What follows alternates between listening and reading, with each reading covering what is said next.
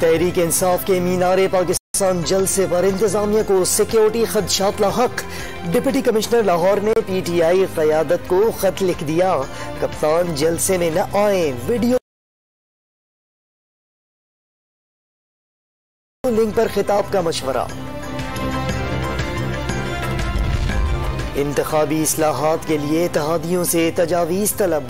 EVM इस्तेमाल न करने पर गौर। ओवरसीज की वोटिंग पर नजर-ए-सानी का फैसला। दुनिया भर में पोलिंग स्टेशन कायम नहीं कर सकते, वजीर कानून आजम तारड़ की दलील।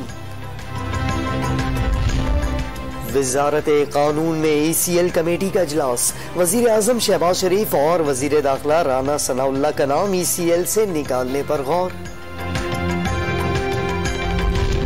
हुकूमत का चेयरमैन PCB रमीज राजा की तब्दीली का फैसला।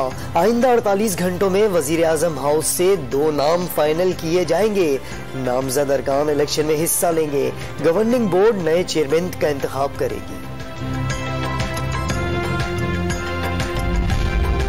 और वजीर आला सिंध मुराद अली शाह दादू में आतिशज़दगी से मुतासरा गाँव फैज मोहम्मद चामड़ियों पहुँच गए।